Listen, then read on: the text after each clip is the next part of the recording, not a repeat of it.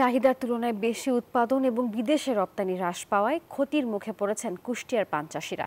সংরক্ষণের বিকল্প ব্যবস্থা না থাকায় স্বল্প দামে বিক্রি করতে বাধ্য হচ্ছেন তারা।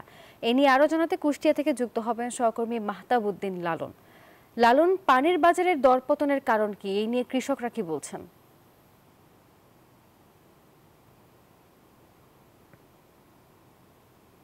নাফিসা, পানের বাজারে দরপতনের কারণ হিসেবে কৃষকরা যেটি বলছেন সেটি হচ্ছে যে আহ, এই পানির কিন্তু এখন মৌসুম, অর্থাৎ এই বর্ষাকালে কিন্তু আসলে প্রচুর পরিমাণে পানির যে ফলন, সেই ফলনটি আসলে কিন্তু এই বর্ষা মৌসুমে হয়ে থাকে।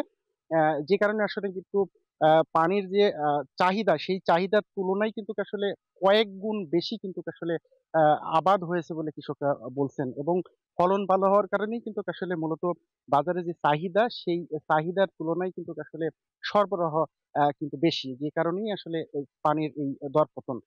পাশাপাশি কৃষকরা যেটি বলছেন যে এই পান কিন্তু কিছুদিন আগেও মধ্যপ্রাচ্য সহ বেশ কয়েকটি দেশে রপ্তানি করা হতো। কুষ্টিয়ার পানও কিন্তু আসলে এই দেশের বাইরে রপ্তানি হতো। সেই রপ্তানি কিন্তু হ্রাস পেয়েছে। একেবারেই সামান্য কিছু পান কিন্তু দেশের বাইরে পাঠানো সম্ভব হচ্ছে, যে কারণে কিন্তু আসলে পানির যে চাহিদা, সেই চাহিদাটি আসলে কমেছে বলে কৃষকরা বলছেন। আমি কৃষকদের সাথে কথা বলে যতটুকু জেনেছি যে তারা বলছেন ১ বিঘা জমিতে পান চাষ করতে কিন্তু ২ থেকে ২.৫ লক্ষ টাকা পর্যন্ত খরচ হয়ে থাকে। এই পান চাষটি কিন্তু অত্যন্ত আহ, ব্যয়বহুল একটি চাষ বলা হয়ে থাকে। এবং তারা বলছেন যে এই বিপুল পরিমাণ টাকা তারা যে এখানে লগ্নি করেছেন, অর্থাৎ বিনিয়োগ করে সেই বিনিয়োগের টাকা তারা তুলতে পারছেন না বলে তারা অভিযোগ করছেন। তারা বলছেন যে গত ২ বছর ধরে কিন্তু আসলে এই অবস্থা চলমান থাকলেও এই সংকট নিরসনে এখন তারা কি করবেন সেই বিষয়টি কিন্তু তারা আসলে বুঝে উঠতে পারছেন না।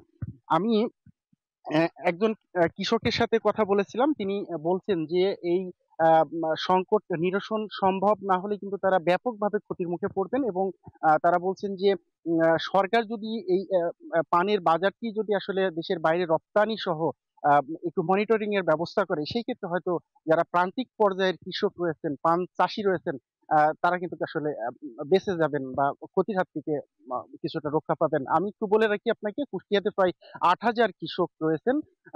তারা কিন্তু ২৪০০ হেক্টর জমিতে কিন্তু এই পানির চাষ করেন বলে কৃষি সম্প্রসারণ অধিদপ্তরের পক্ষ থেকে আমাকে তথ্য দেওয়া হয়েছে। তো এই ছিল কুষ্টিয়ার পান চাষ নিয়ে আমার কাছ থেকে সর্বশেষ। নাফিসা। লালন, ধন্যবাদ আপনাকে।